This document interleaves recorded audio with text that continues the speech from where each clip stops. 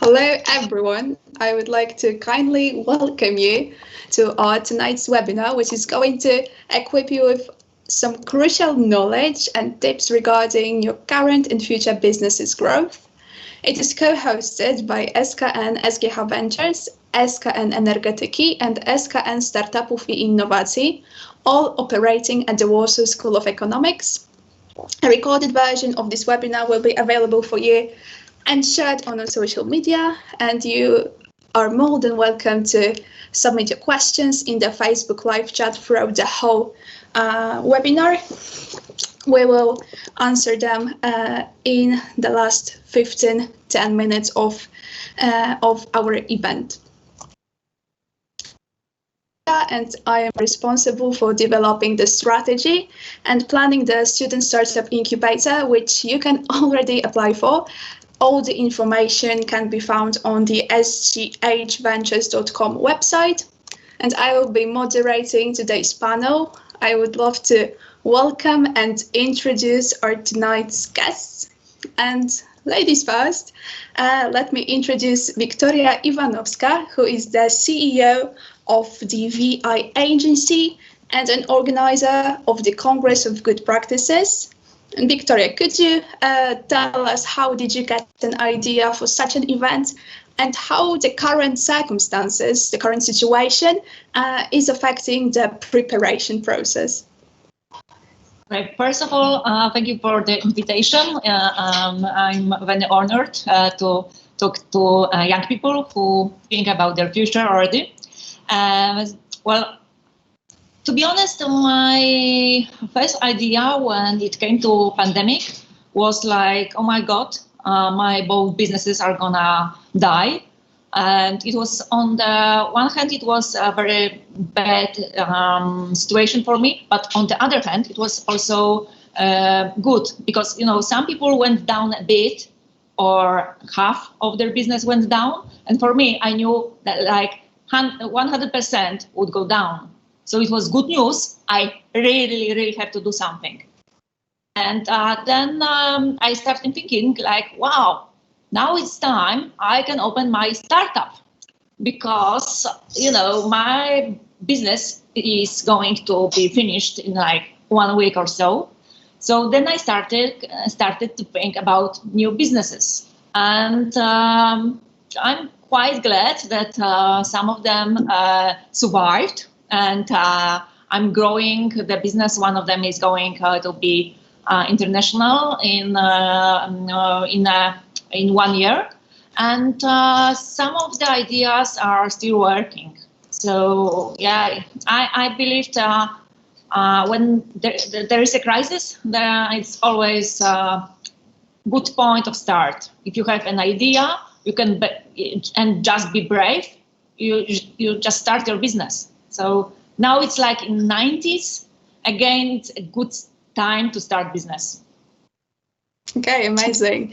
So that means, Wiktoria, that you are going to have a lot of valuable tips to share during today's webinar, because a lot of the topics that we would like to touch on regard such actions that you had to undertake in the circumstances that you have just explained. Thank you very much for telling us about it. And now I would like to introduce Maciek Majchrowicz, who is a manager at Energy, which is a fund investing in solutions supporting the European energy transformation. He's also a member of supervisory boards of portfolio companies and advises management boards on a day-to-day basis. So, Maciek, could you tell us how are your portfolio companies doing at the moment, and did they manage to keep on growing? If so, how did they manage to do it? Good evening. Thank you for the question. So, the last year was tough. That's not a surprise. And what we did, we kind of shifted last year from onboarding new companies, which was happening, but it wasn't the priority last year. So what we did, we mostly wanted to keep the companies which are in our portfolio safe, and we wanted them to to survive. So what we did, we actually kind of shifted the amount of capital which we intended to invest in new companies, and we kind of made sure that it is distributed to the companies which are already in the portfolio, which needed the most. So there was a severe liquidity issue among some of our companies, or most of our companies. So we kind of provided this lifeline. And it, right now, assessing it from, let's say, a bit of a perspective, it ended up good, I think I might say. So the portfolio is not affected so much. I think it in some aspects it's even grew beyond our expectation. And of course, talking about particular companies, it's the answer is always it depends, because it's for some of them who were, let's say, depending on there's one example which I'm working closely with. So there's this company which is working with Horeca industry. So for them, and that's their client. So for them, it kind of meant full stop. So they had to focus on something else. They had capital, so what they did practically is they developed some other tools. So they were preparing till the moment when they can restart the business.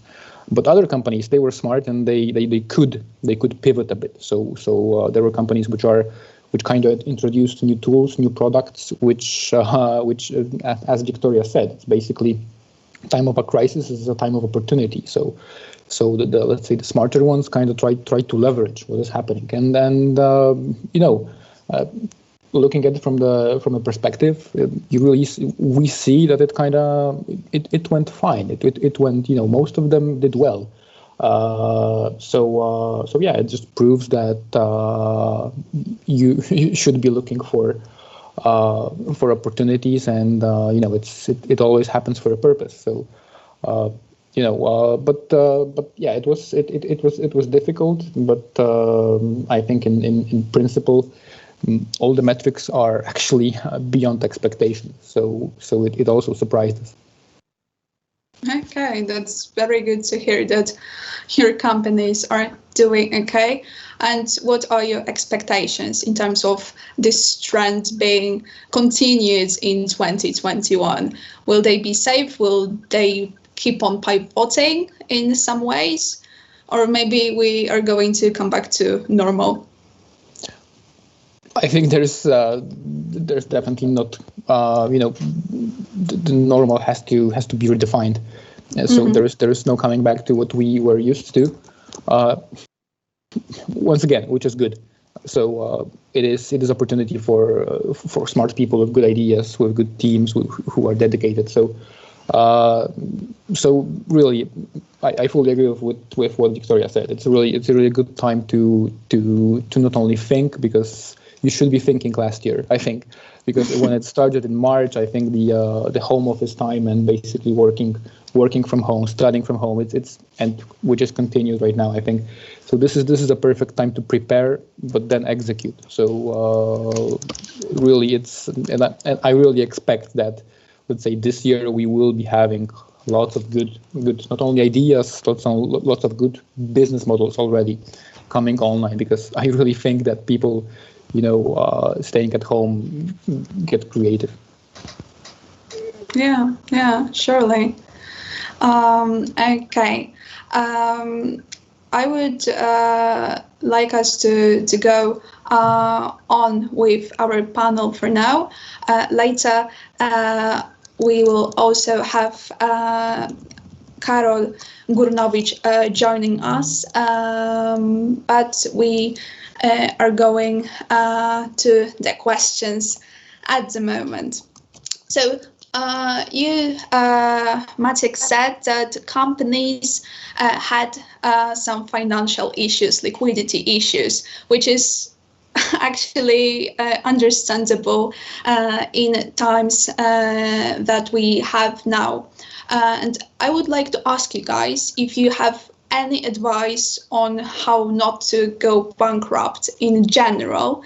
After several years of operation, what should people who are running companies pay attention to? Maybe Victoria, could you please share your thoughts?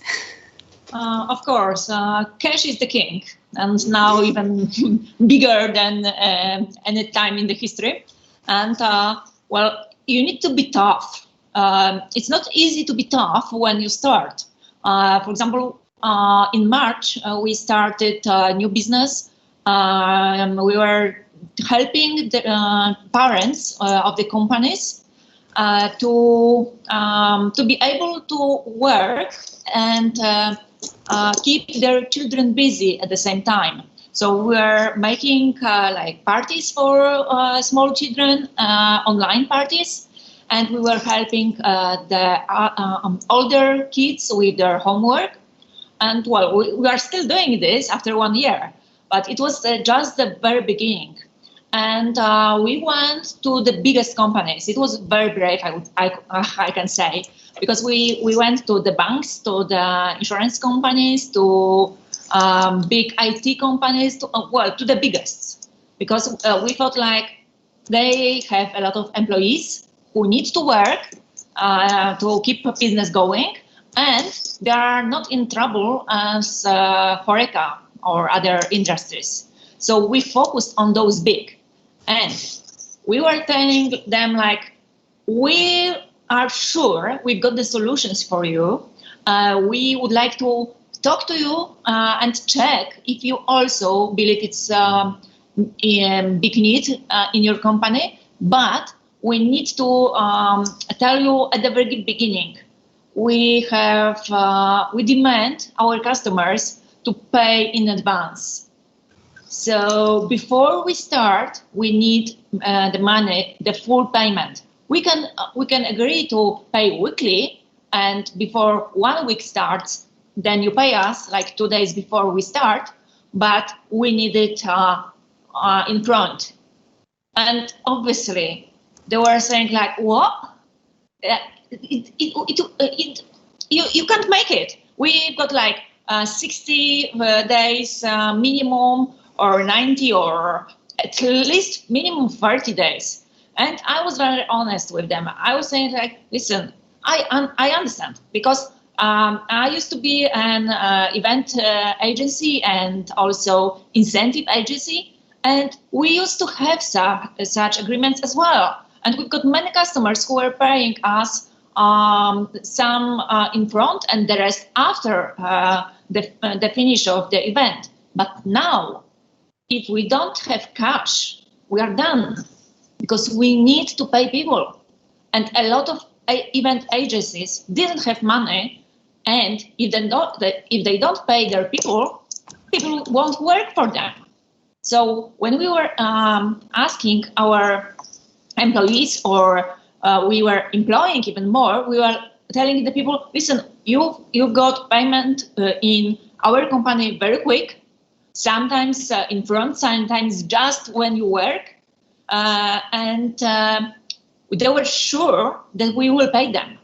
And we were very, very open with the company, saying like, if you want us to deliver the highest quality, we need our people to be sure they would get paid.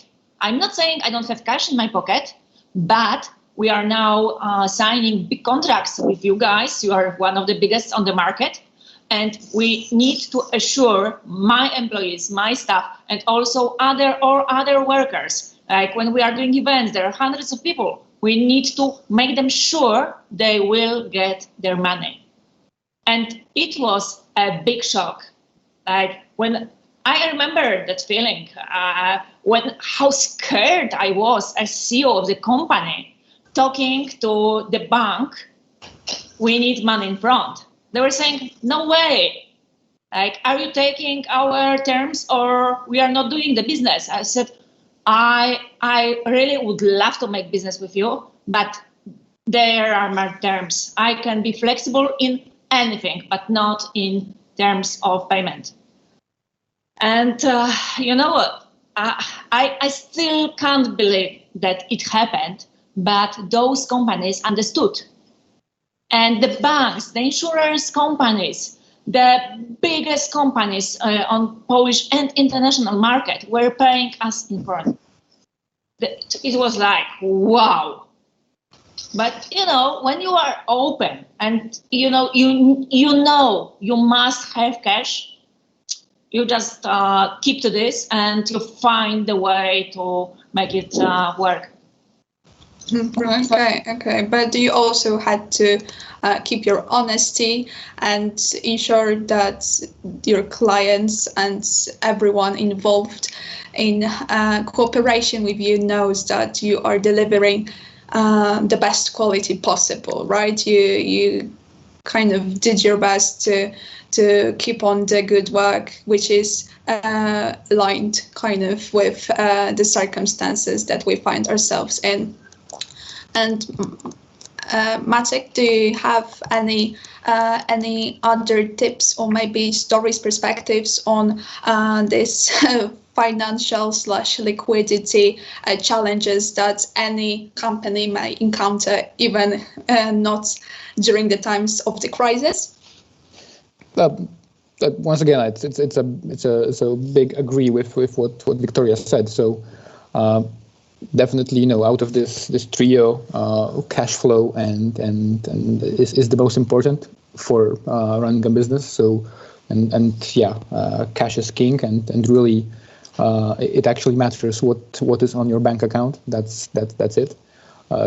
Victoria gave a very good example on let's say how you might get creative with payment terms. So it works both ways for sure. So not only the terms on which you expect to receive payments, but also how you can structure the payments which are outgoing, because it really is simple in theory. That it's basically an equation where something goes in, so cash in, and something goes out. So basically, you need to balance the two sides of the equation. What companies did in this time of crisis. So of course they also were thinking, and they were cutting costs, and there are several ways to do it. Let's say once again, theoretically the easiest one is to look at personal cost and to try to, let's say, implement something which is temporary. But of course, it's a very delicate topic. So this is something which our portfolio companies also did. It probably, if you want to do it in a good way, it probably should start with the top executives, and they should give the example, and it should start with them. Definitely not the other way around. And then it's once again goes to you becoming creative with generating additional streams of revenue. Maybe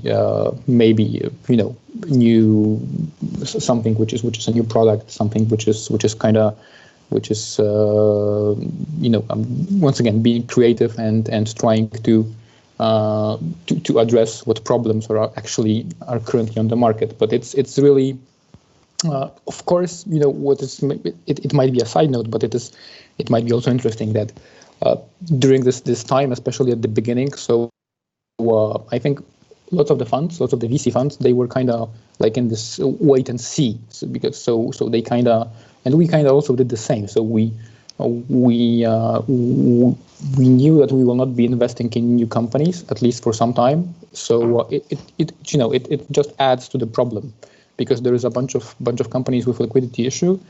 There is a group of investors which, in theory, once again, they do have capital, but they are not putting this capital to use because they are just waiting and wanting to see how the future will play out. So it kind of is also you may say that it is also, let's say, fault to some extent of the VCs who were for I think too long waiting and not they stopped the investments and they were just observing what is happening. So it definitely didn't help because you may, of course, it's an investment from a VC is of course has to it's usually for a particular, let's say, product development or business model development, but it definitely also helps for the temporary cash flow situation of a company. But yeah, it's really there are several ways, but the principle is easy. So you need to control the costs and think about finding new clients, I guess. No, thank you. And when we are speaking about the clients topic, one of the challenges that growing businesses might encounter is shrinking client base. Could you please tell us some tips on addressing such a challenge? I think that there are lots of other VCs or other investors who probably would tell that it's actually it's the same like with let's say, growing your YouTube account. It's basically there is this threshold above which you are at least sustainable, meaning that you cover your costs. And I think this is the same goes for business. So there is this number which you should know from the beginning. So when you start, so you should know how many units you need to sell, how many events you need to organize to cover to at least be let's say be sustainable. And of course you need to. Then it's all about choosing the let's say niche or a group of customers which is deep enough. But I think it's really surprising because it's I would say that even it actually comes down to something which should be done maybe a few steps before. So really making sure that you are addressing a problem which is an actual problem. So this is so this is not an imaginary problem which you think you have and you ask your mom and she confirmed. But it should be probably tested on a broader scale, and then if it's a real problem, so for sure you will find clients, and of course it's and then there are some other, let's say, concepts like network effects and stuff like that. But it's the more people have problem you are solving, they will be happy to give you their cash. So and here I think we are coming to the distribution topic and the beauty of let's say some once again some internet businesses where the way to distribute is much easier than, let's say, for the standard classical typical brick and mortar businesses. So it's there are lots of interdependencies, but I think it's smart to start with being sure that we are defining a problem well and we are answering the problem in a way that someone is willing to pay for. Yeah, exactly. It's very important. Victoria, do you have any other tips from your own experience when you maybe have experienced yourself that some of your clients were going somewhere else, where you were losing them? And how did you cope with such a situation? Well, I would say you always need to approach new customers. Even if you're busy and you have good sale, I'm not even talking about the crisis. You always need to look for new customers. If you don't, then one day you're out of the business. Even, there are well-known companies who have like one or two customers and big customers, and when one is gone, the whole business is gone. So I believe that doesn't matter if it's a crisis or not, you always need to look for new customers. How you do it? First, when you said that some customers are leaving, of course, it's normal. Even when we had like normal business before and we were doing like incentive trips, some of our customers were saying like every 3 years, we need to change the agency, not because you're not good anymore, but to bring the fresh air. And we were aware of that. And it was just very normal for us that we are doing very good job with some customers, and we knew that after 3 or 5 years they will switch. They will switch the agency and then maybe come back and so on. So it was a normal case for us. And also it's the same with everybody. Like you like, I don't know, ketchup, but you think like, oh, there is a new ketchup in the shop. Maybe I try it, maybe I like it, maybe not. And then, you find your new taste. So thinking about losing customers should be like thinking about normality. It's normal that you lose customers. What do we do when we lose customers? First of all, we ask the seller, the salesperson, why we lost him. And then we usually ask the manager to call the customer and say how glad we were to work with him, and say, you know what, we know that we had good business, and it's normal that some customers leave. We just want to have your feedback, what we were good at, just for the future, for future customers. And after a while of talking what we were good at, he was asking like the question, I'm not involved with work of that employee who was dealing with you, but it's our typical question because we want to improve. Why do you think what we could do better not to lose such good customers like you in the future? And this is the way they sometimes do tell the truth. Because, if the salesperson would ask, they would probably say, well, the price was too high or something like not a real answer, because it's not convenient question. So it's better if you ask another person, which is not involved in selling, what was the real reason. And as I said, you need to always look for new customers, and also ask the customers which you still have, why they keep with you. It's very funny. When I heard about this question, well, of course, they were telling me that at university and so on. But when as a business person, I felt like, do you ask your customers why they are with you or why they bought from you? I was like, well, obviously, we know why. And then the person said, like, are you sure? And you know what? The answers were surprising. So I would advise everyone to ask customers why they bought.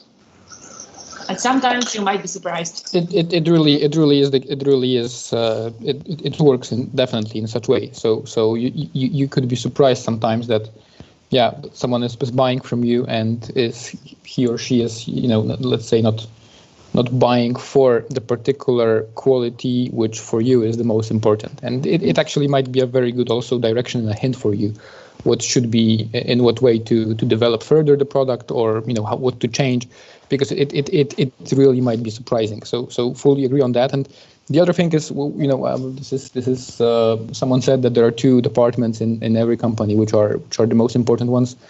So that would be marketing/sales and innovation. And I think this is also one of the issues. So definitely need to put a lot of effort on professionals and professional approach to sales and marketing, but then keep innovating and keep developing the product or the service you are putting out there. No, thank you. These are amazing tips, really. But you mentioned that you always should be looking for new customers. And what is your opinion on looking for clients in some other markets than the Polish one, when your company/startup is in a growing phase? Should they aim to do it?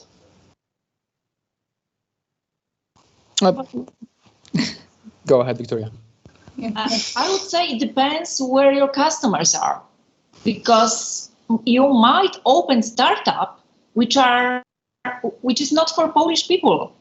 You might think about like Europeans, like West Europeans, or you might open a startup for Chinese. You know, first of all, before you enter the market, any market, you need to know where your customers are.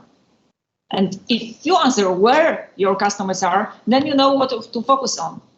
Of course, some products are for, well, everybody, like the clothes. And of course, we've heard like Reserved, which is well known in Poland and not only. And they were trying to get new markets. And on some markets, they went too quick. They had to slow down. And, you know, it's very good to learn from different case studies. I remember when I was at university myself, I was trying to get the case studies of the companies, how they grow. It was not possible for me at my normal university because it was, it was in 90s, so there were no case studies. But when I did my MBA, we did research a lot of case studies. Now it's very easy to read it. Like you even guys can have whatever magazines you can, like even those big names that are so cheap at the moment, especially online. So I would advise you to search for case studies in the area you are interested in, and read at least one case study a week, and think, what would you do if you were the owner of the company? Who would you sell? How would you sell? And also imagine you were the client of that company. Why would you buy from that company? Or imagine you were a cleaner in that company. When you come to the company and you clean the stuff, what do you find? Maybe they make some mistakes. So imagine you are everyone in that company. And then with your imagination, you can open different perspectives in your brain. And this is one of my advice. It's one advice. And the second one, join groups of sailors. There is a wonderful group which is called Sales Angels. It's now they are of course online and they meet every month. And I was told about it like 3 years ago or something. And I went to such a meeting and I was like, wow, I'm CEO of the company. I'm not a sailor, but I will look what they have. And you know what? After a year or something, I started calling myself sailor. I also sail. And, you know, every CEO is a sailor. And I would also say every employee is a sailor. And every person. Like if you are a student, you are selling your knowledge or your big smile to a professor because you want a good grade. And you're a sailor in any type of business and in your all roles. If you become a wife or a husband, you're selling yourself as well, before and after, to gain what you want or to give what you want. So I would strongly advise everyone to start looking for such associations, and also get a book, get a Sandler book, which is like really cheap. It's about 50 zlotys, and the Sandler course is very expensive. And they have many companies. I'm not saying it's the best sailing book, but they give special tips which are useful, I think, for everyone. You don't need to use them, but being aware of them is always a good tip. Okay, thank you. So the knowledge is crucial, the knowledge is key, right? And utilizing it to our advantage will bring us the success, from what I understand, both in addressing the customer's needs and in the way we address it in general. And let me take a moment to say hello to Karol Górnowicz, who just joined us. Hello, Karol. Hi, hello everyone. Sorry for being late, but this is one of the rules in business. You need to prioritize your business a lot over everything. So I'm pretty ashamed of being late, but I had to be there and attend the event. So good to be here. Thank you for the invitation.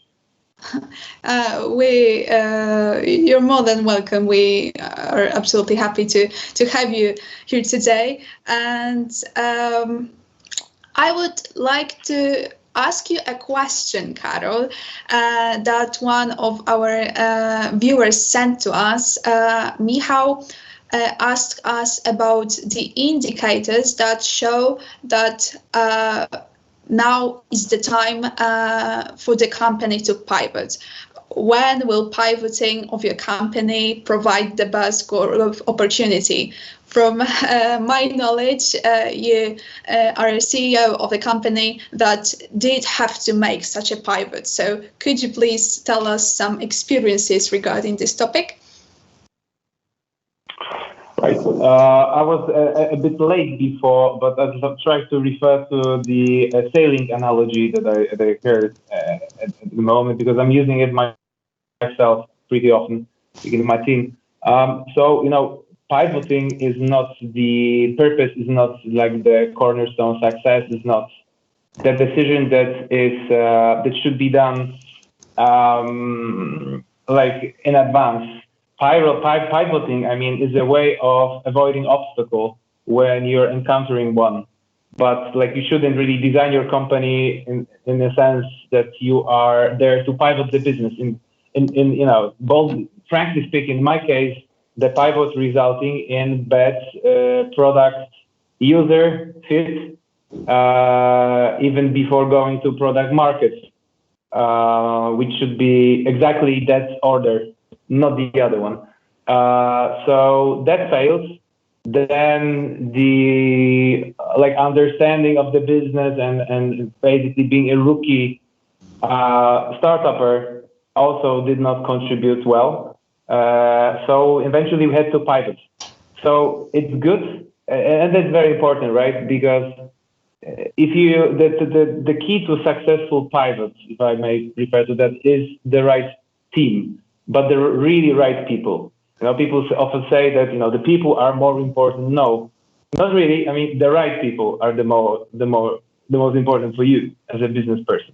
So you want your team to be thinking proactively about where business is going. You want your team to be flexible. You want your team to be ready for a bumpy ride. And if you got that, you are good to go, and you can pivot if that's necessary. And the COVID pandemic showed us that the resilience is one thing, but the way to an ability to act on the new opportunities is in even large companies such as Uber, right, which is burning cash like crazy in their core business, that is ride hailing, and then providing cash cow from the other one, thanks to good acquisitions that they put a bet on. So that's an example, I think, of a good pivot, and regardless of the size of the organization, it's good to be prepared for such an action. Oh, thank you very much. Guys, do you have anything to add in terms of this pivoting topic? Because you, Maciek, told us some things in the beginning. So maybe something about indicating the best time to make such a move. When is it? How to spot it in the proper timing, let's call it. I think it's all about timing in various aspects. So And of course there is no secret formula for that, and to identify when is the right moment. But it's what Karol said. So I think especially that's the role of the CEO. And if the CEO is the right CEO, so he or she will spot it. Simple as that. Okay. Simple and hard. Okay, thank you.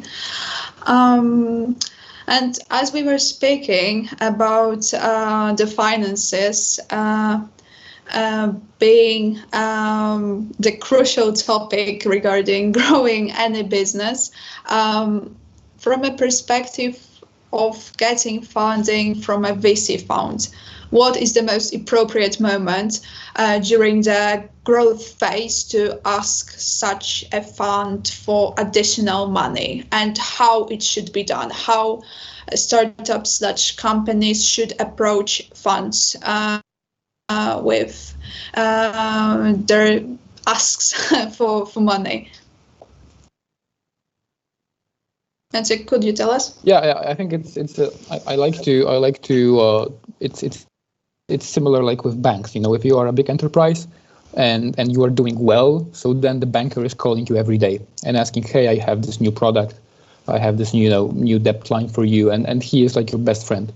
But if an enterprise is in a crisis or the economy is going the other way, so then if the CEO is calling the banker, so he is not your friend anymore, and he or she will be very aggressive, and kind of the same goes with startups and VCs. So if VCs are they tend to be aggressive, and they tend to be, I wouldn't say exploit, but there are some examples. But of course, we are not talking about such unethical behaviors. But I think what is a good approach is to, when you are starting your business, when you're growing your business, is to be quite vocal about it. So spread the news, talk with VCs, but actually before you are raising a round. So really become friends with them, like invite them to events, like meet these people. So for months before you want to raise, so that make this buzz, make this urge that you are doing something great. And so try to reverse the dynamic in a way that the moment when you really want to raise is that they are knocking at your door, not you are this guy or girl which is super impatient and is kind of pain in the ass because he is calling every day. So really it's all about kind of reversing it, and it actually works. And then of course if like from the point of view of a VC, lots of things we are looking at, but it really boils down to competent team, because it's and I've seen that you might have the best idea, the best concept, and a mediocre team will not pull it through. But actually you can have an exceptional team who can make a success out of a mediocre idea. Okay, thank you. And Karol, do you have any experiences to share regarding this topic of getting funding, the additional one, while growing your business? Yeah, even too many experiences, but I won't get into that. Let me tell you this. So first, it's right. It's much you say. It's a good idea to fundraise. You need to fundraise when you don't need it. When you don't need to fundraise. Obviously, it gives you a huge advantage. But I think we need to go a step back and ask yourself a question: are you really ready for VC funding in the first place? Because this is a different game you're playing, and I think the most important question you need to ask is, even if you're going to the VC, is not if you're ready for the pitch or if the team is ready. Of course, you need to get basic stuff done. But if you're ready to live after VC, so live with your VC, it's a different kind of a story. There's a different kind of expectations, obligations. Some businesses are simply not bound for VCs. Some are super attractive for them. There's a lot of hype and all of that. But overall, VC can give you a great scaling opportunity, can link you, the right VC, of course, can link you with like business partners, with other investors, help you fundraise. From a perspective of CEO, it's good to have good investors on board. But overall, there are other options. There are options, especially early stage, to go for some angel investing or go even later. Alternative to VC is a venture debt that is also getting traction. Quite interesting instruments to look at, as far as I'm concerned. And there are many other options that give you more flexibility. Simple as that. Okay, thank you. Thank you, guys. I would like to ask you a final question from my side, because we are going to have to be moving to the Q&A part as the questions are being sent to us at the moment. I would like you to give us your final tips for the participants. So the students who can be preparing at the moment for developing their own businesses, or maybe they have some businesses and they would value a few final words from you regarding this topic. How should they approach growing their businesses? Maybe Victoria, ladies first. Well, first of all, when you start your business, ask your friends, family, and companies if they buy your product. Don't get ready, don't produce the product, or even if you are doing whatever business you do, you don't make the product ready. Just ask if people will buy it. And if they say, well, it sounds interesting, and then don't get really excited, think again, because you might get into troubles. And if people get excited and they're like, wow, that's something I was really looking for, well, it means you might really be successful. So that's first advice. Second, ask again, friends, people which you know more or less, why wouldn't you buy my product? Because then they give you obstacles which you maybe don't want to hear, but might also help you to avoid the disaster. And the third thing, when you're growing, ask as many VCs and angels and search for money before you really need it. That's what the both guys were saying. Even if you don't think about getting money, go and talk to those guys, because they will ask you different questions than you ever thought about asking. So then they will let you think about your business in a different way.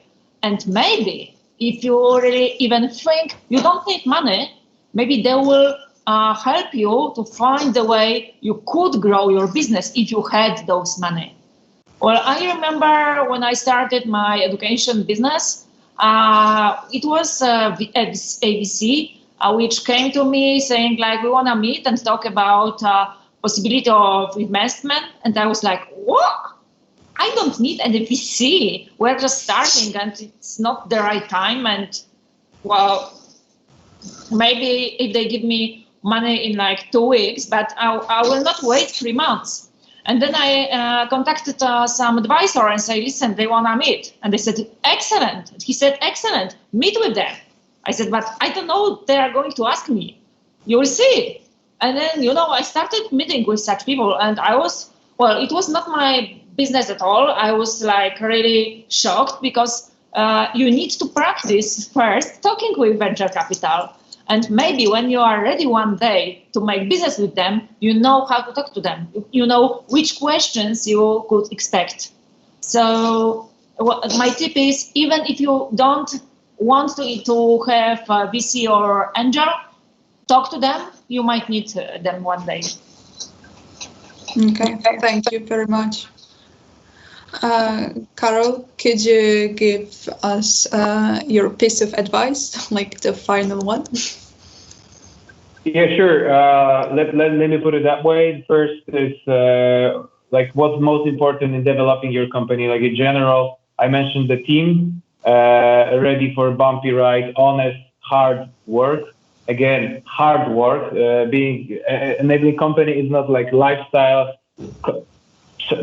child and all of that. It is really hard work. The second is product user fit.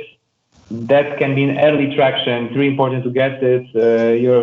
Victoria also mentioned it.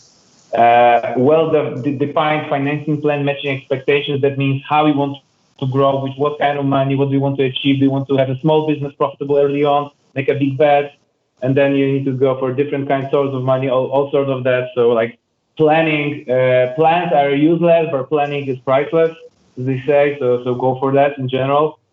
And of course, when scaling, you need to encounter, because this was also one of the questions that I like, growing costs, communication mess when the company gets bigger, and knowing your customer. You always need to remember put the place in the room, like during Christmas Eve.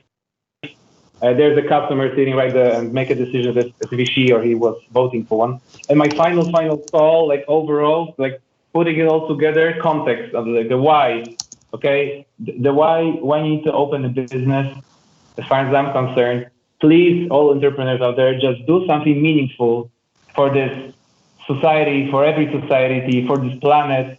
You know, try solving big, important problems, not like another marketplace to increase consumption or some, fast-moving whatever. It doesn't matter. Okay, all days are over. We need to have real problems we are facing right now. Let's get serious about this. So please do open any socially positively impact business. Just don't go for money. Money will come, surely. Don't worry. Thank you very much. Maciej, could I ask you to add something from your side before we pass on to the questions from our viewers? Yeah, sure. So I'm thinking about a few things. So let's say if you are at the stage when you are contemplating and thinking about a business or running a business, starting a business, and you don't have the idea, so then know that let's say your part of your brain, which is responsible for ideas, you can train it, and basically it's let's say the creativity part. So give yourself a goal that you will write down every day 5 business ideas. And it's not about focusing very hard that today I will come up with the best business idea. It's like a muscle. So maybe 3 weeks from now, maybe 3 months from now, you will see that the old ideas are silly, but you will see that you are progressing in a way. You will see that basically they are becoming better and better. So starting with that, you can maybe choose a direction by that way. Then the second thing about selling is, let's say if you are selling a physical product, and let's say I think one of the good ways is to before you enter into manufacturing, before let's say assume you want to manufacture an electric bicycle. So before, and you have a great design for an electric bicycle, but really before you manufacture your own electric bicycle, try to sell one, to have a website and basically try to sell electric bicycles from other producers, because it's all about selling. So just, confirm if you are capable of selling, if you know what the customers actually need, where to find them. So, and then if the thesis is confirmed, then go to manufacturing. It's also, experimenting is critical, and running experiments and testing all the time, iterating, changing tiny things in the product, in the website, in everything, and just looking what works, because it's all about that. There is no secret formula. I think it's like with raising kids. There is no single book for raising kids. There is no single book for running a business, because it's so complex. So you just need to test, and every day. And the last thing, it's what I think is the most important one is tunnel vision, and being focused only on this thing, which is you just need to be fully committed to this one particular thing, and really work with intention and with dedication, and it will work. It has to work if you are putting good effort into that and you are not distracted.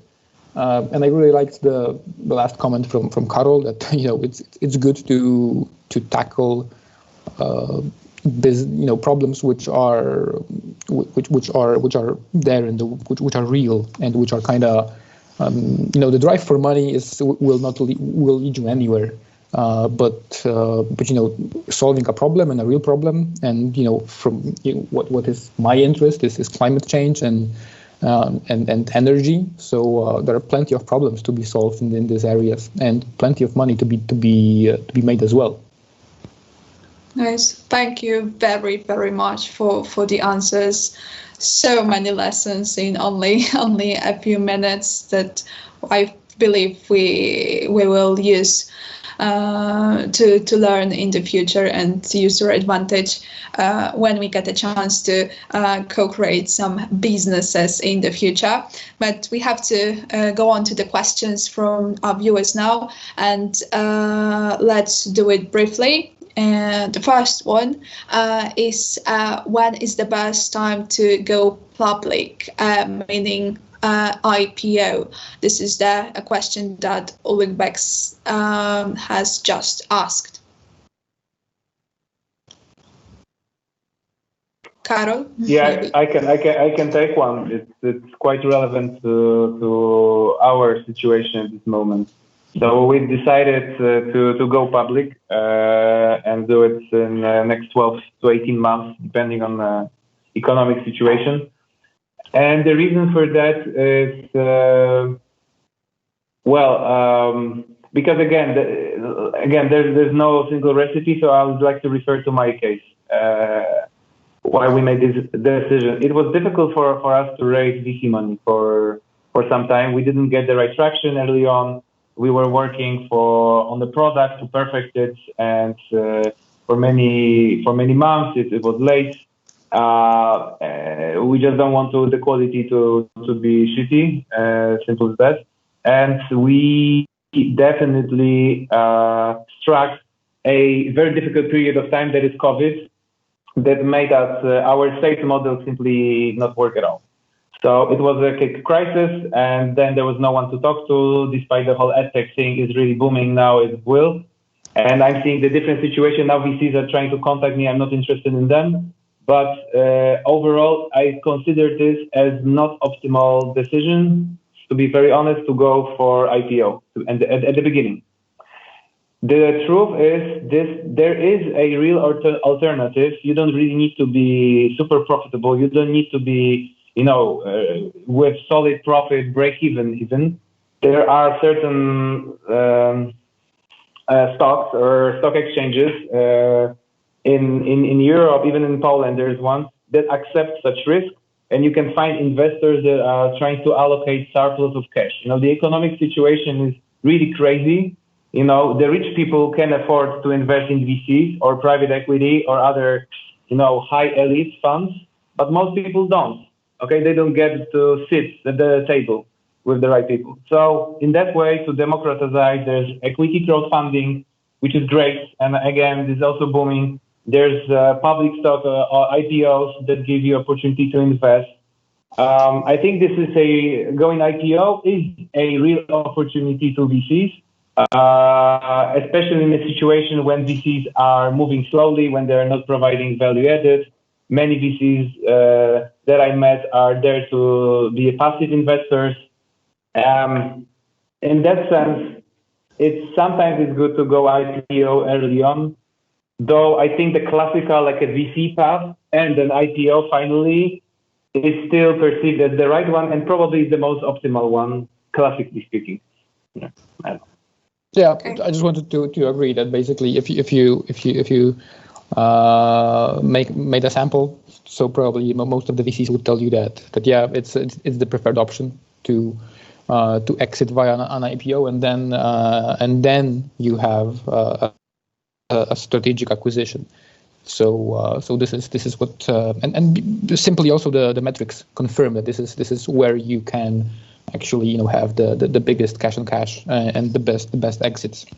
So this is, let's say, the preferred option in a way, but and there are, as Karol said, there are different markets with different risk profiles which accept companies which are pre-revenue, and so you can do it effectively.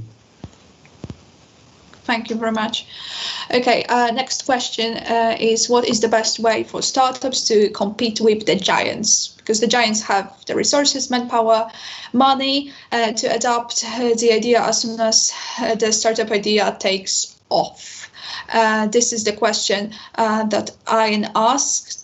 And I ask you guys for a quick answer because we are running out of time. Maybe Victoria, what is your main strategy of competing with the giants?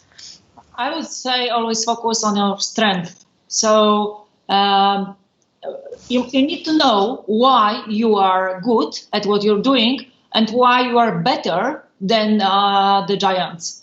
If you don't know the answer, don't compete.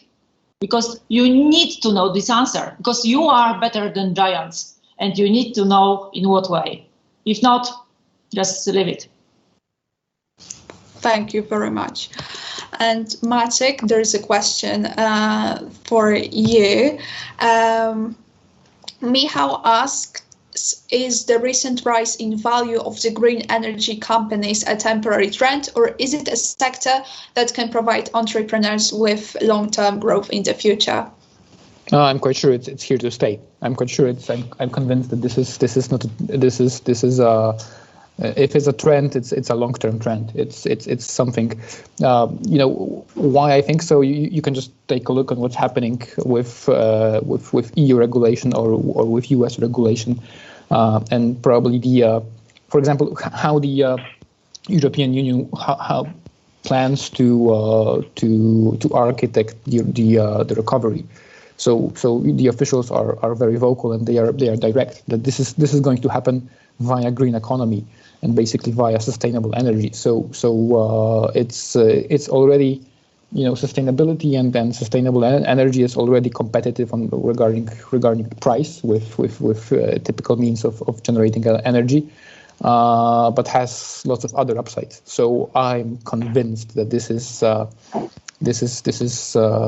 will be with us for years, and that's also, I think, this is a very good place to be if you're an investor or if you're an entrepreneur. Just from the point of view of this once again, of if you want to operate in European Union, it makes sense to take a look up on regulation and try to notice and feel what Brussels is planning and where Brussels is putting money, because it will eventually drive the economy. It will be this initial spark, and Brussels will. The number, if you say compare, or if you divide sectors of the economy into which Brussels is planning to put money, let's say circular economy, sustainability, and green energy are the top three. So I think it means something, and it definitely means that there is room for lots of innovation, for lots of new companies, and definitely loads of money to be made in an ethical way. Okay, so we can conclude it surely will stay a direction for constant growth and development of future businesses. And this is where I would like to thank you for today's session. I think that we all learned a lot, and we'll do our best to utilize this knowledge at some point in the future when we get a chance to do so. Victoria, Maciek, Karol, I want to thank you sincerely once again. Okay, Karol is just showing us a brain, and what is it? Some kind of vehicle. Yeah, that's a robot. So robots. Let's get friends with robots because they will keep replacing us at some point. I'm just joking about because we're making it for kids, and brains and all of that. Okay. Thank you guys very much. And also thank you for our viewers. Thank you for submitting questions, and we will be waiting for you to submit your applications in our student startup incubator, which is open and can be accessed through our website. I wish you a very good evening and hope to see you at some point in the future. Thank you very much. Thank you very much. Thank you. Have a Stay good healthy, night. guys.